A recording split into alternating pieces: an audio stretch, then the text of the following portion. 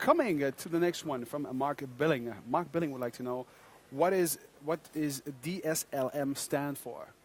Well, DSLM is identifying our micro four thirds sensor compact camera, compact digital SLM for mirrorless. Like I said, there is no mirror box or prism in the unit itself, so we're using the full view of the full area of the sensor to give us, if not the same, but more increased quality of picture.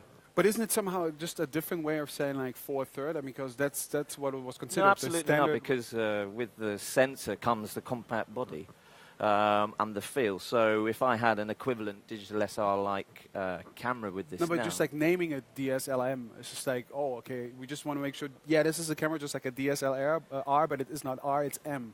It really seems. Well, yes, yeah, absolutely. It works instead of the reflex technology, it uses a sensor instead with no mirror right. or prism.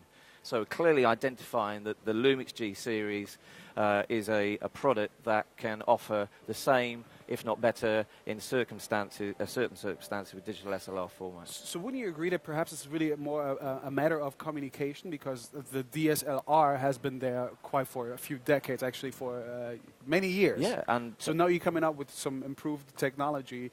Isn't it kind of that you really need to counsel, but also just to inform people about the latest technologies? I think that's the toughest job you're doing right now, convincing people, because the first thought is like, wait a minute, I'm having less than before. Is that really better for me?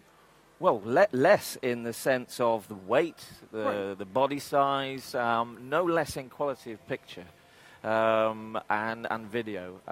You don't. I mean, we have here. You don't have to be a whiz on imagery and photography to use this camera. Right. Likewise with the LX7 or the compact and the rest of the range we have here, which we'll see a little bit later on in the week.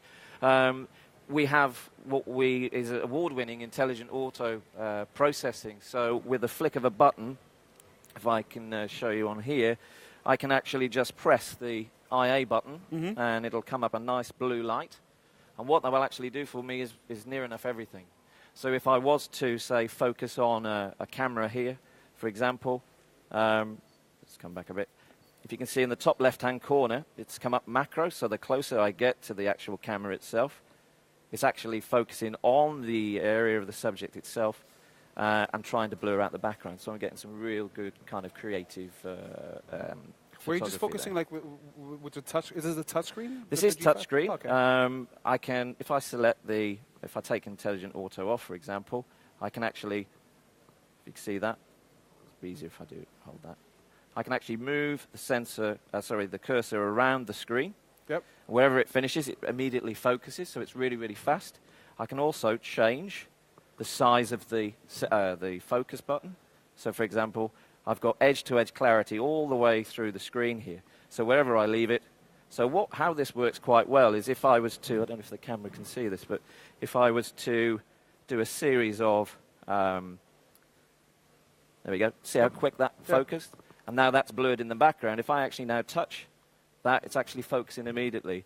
Likewise, mine's a little bit shaky there, but I can move it across so it focus. So I can actually be quite creative without having to worry too much about problems with stability, etc.